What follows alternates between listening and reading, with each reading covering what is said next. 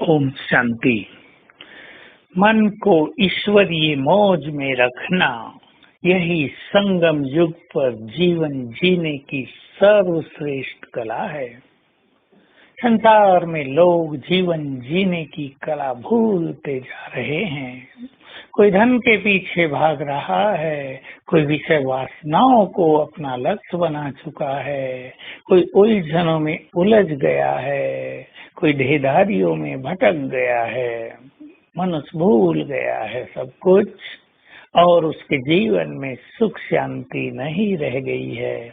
अगर मनुष्य जीवन जीने की कला जान जाए तो उसका जीवन सुख शांति से, प्रेम से, सफलताओं से, शक्तियों से भरपूर रहेगा। तो हमें ये कला सीखनी है कि अपने मन को हम मौज में कैसे रखें। मन का सुख हमें अवश्य प्राप्त करना है। मन यदि दुखी रहेगा तो जीवन जीने का आनंद ही कदापि नहीं आएगा। हमको अपने मन को शांत भी रखना है, सुखी भी रखना है, शक्तिशाली भी रखना है, बहुत प्रसन्न भी रखना है और संपूर्ण पवित्र भी रखना है। संसार में गंदगी बहुत है, हमारी खुशी के शत्रु भी बहुत हैं, परंतु हम ये संकल्प कर लें, मुझे खुश रहना है। संसार की कोई भी शक्ति मेरी खुशी को छीन नहीं सकती।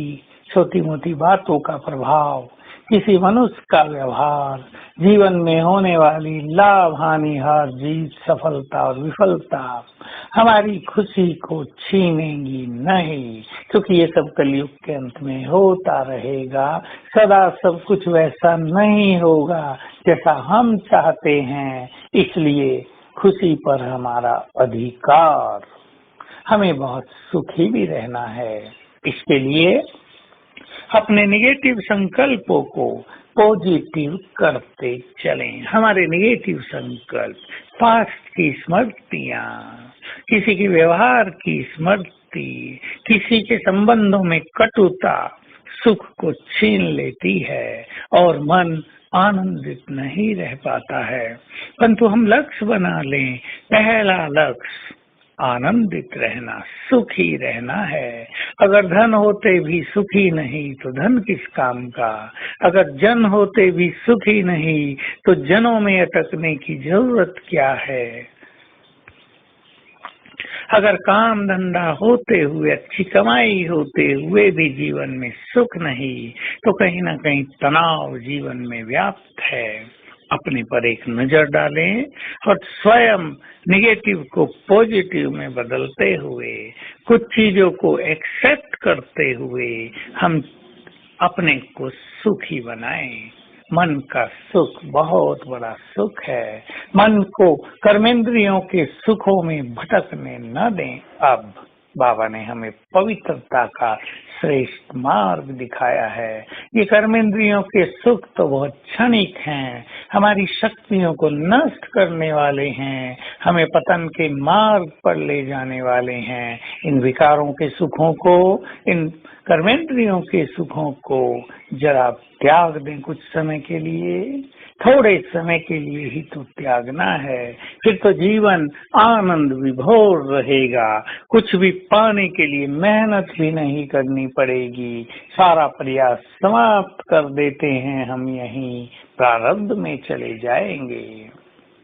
तो आइए हम स्वयं के मन पर एक नजर डालें, अपने मन से बात करें। हे मेरे मन, तू सारा दिन क्या सोचता है?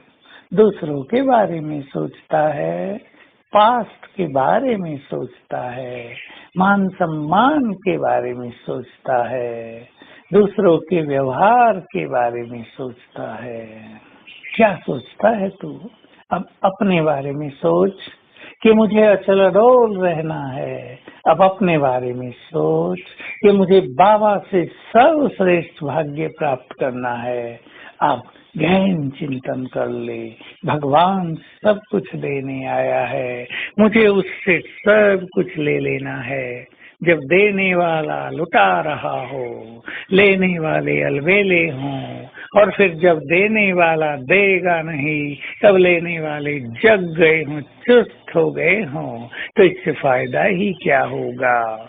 तो हम सभी आज अपने मन पर बहुत ही गहरी दृष्टि डालेंगे, मन को पुनः अंतर्मुखी करेंगे, अपनी ओर करेंगे। ये बाह्यमुखी हो गया है, दूसरों की ओर जा रहा है, पदार्थों की ओर जा रहा है। अंतर्मुखी होकर मन को पुनः सुखों की ओर ले चलेंगे। तो आज सारा दिन हर घंटे में एक बार अपने मन पर एक दृष्टि भी डालेंगे, डिटैच होकर, साक्षी होकर इसे वॉच करेंगे कि मन तो क्या सोच रहा है। देखेंगे अपने पर हंसी भी आएगी और ये भी पता चलेगा कि हम वो सोचते हैं जिसकी हमें कोई जरूरत नहीं है। और इसके साथ साथ आज प्रति घंटा अभ्यास करेंगे अपने पांचों स्वरूपों का। बस पांचों स्वरूपों को एक बार आधे मिनट में या 1 मिनट में निहार लेंगे। बहुत अच्छा अनुभव होगा। संकल्पों की स्पीड धीमी रहेगी। ओम शांति।